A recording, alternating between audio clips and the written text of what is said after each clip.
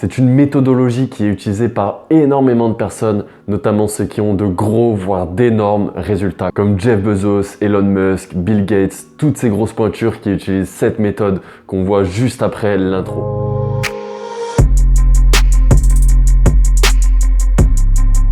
What's up l'ambitieux, j'espère que tu vas bien. Aujourd'hui on va parler de remise en question, particulièrement écrite. Alors avant de quitter la vidéo, parce que ça a l'air d'être un sujet chiant, je te l'accorde, laisse-moi juste une petite chance de te le synthétiser.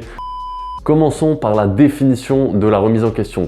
C'est le fait de se poser des questions sur quelque chose afin de les remettre en cause grâce aux éléments objectifs à notre disposition. Je te fais un petit exemple pour que tu comprennes mieux. Il y a quelques temps, tu as ouvert un compte Instagram pour aider les gens, pour motiver les gens. Ce que tu dois te poser comme question, c'est est-ce que tu as rempli ta mission ou tu copies simplement ce que font les autres, comme la plupart des Instagrammeurs. Donc au final, tu n'apportes rien, tu n'apportes aucune valeur. Ensuite, est-ce que tu sais ce que tu pourrais faire de mieux, de plus que les autres? Est-ce que tu le sais?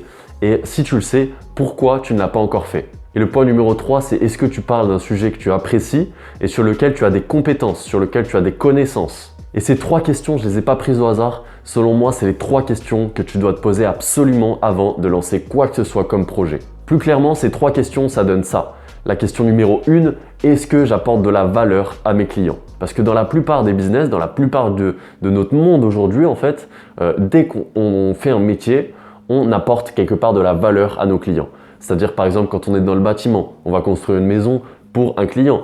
Quand on est, je sais pas, dans la boulangerie, dans une boulangerie, dans le pain, dans la pâtisserie, peu importe, on apporte de la valeur à nos clients. Même quand on est fonctionnaire, au final, on œuvre pour le bon fonctionnement, je sais pas, par exemple de la ville, pour nos clients qui sont les citoyens. Et selon moi, ça c'est le premier pilier de la richesse. Apple, comment ils sont devenus riches? Ils n'ont pas réinventé la roue, ils ont juste pris les codes et ils se les sont réappropriés. Ensuite, la question numéro 2 à te poser avant de lancer un projet, qu'est-ce que j'ai de mieux ou de différent de mes concurrents? Qu'est-ce que toi, en tant que boulanger du coin, tu as de plus que les autres boulangers du coin? Apple, qu'est-ce qu'ils se sont posés comme question au tout début? Qu'est-ce qu'ils ont de différent des autres? Apple, ils ont de différent des autres qui sont plus simples, qui sont plus efficaces, qui sont plus sécurisés. Et tout ça, c'est des petits détails qui font que c'est Apple aujourd'hui et que leurs consommateurs aiment Apple pour ces petites spécificités, ces petits détails qui font qu'Apple, c'est cette marque qu'on connaît aujourd'hui. Ensuite, la question numéro 3 à te poser avant de lancer un projet, c'est connais-tu ton sujet et est-ce que tu as des compétences, voire des connaissances dedans?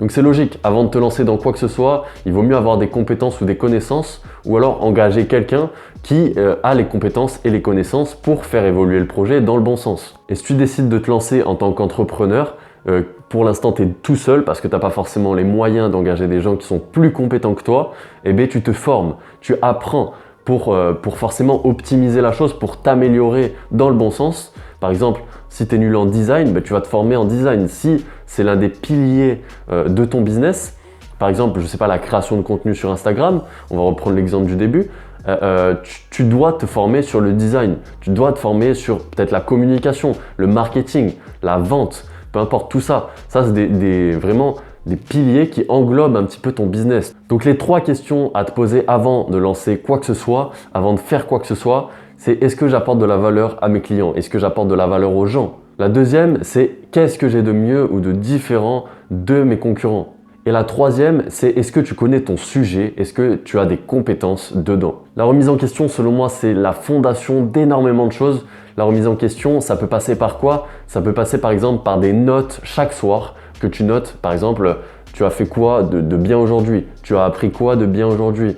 Des points positifs de la journée. Ça peut être aussi, est-ce que tu as fait un pas de plus vers tes objectifs? Et tout ça, tous ces grands hommes, même Elon Musk, qui gagne des milliards par an, ils prennent le temps de se remettre en question. Ils prennent le temps de réfléchir à qu'est-ce qu'ils ont fait de bien, de pas bien, qu'est-ce qu'ils peuvent améliorer également. Et forcément, quand tu poses toutes ces questions quotidiennement, tu finis tôt ou tard par évoluer, par grandir, par comprendre ce que tu as fait de bien, de pas bien, à ne pas reproduire ou à reproduire. Et c'est à ce moment-là, selon moi, que tu atteins ton véritable potentiel.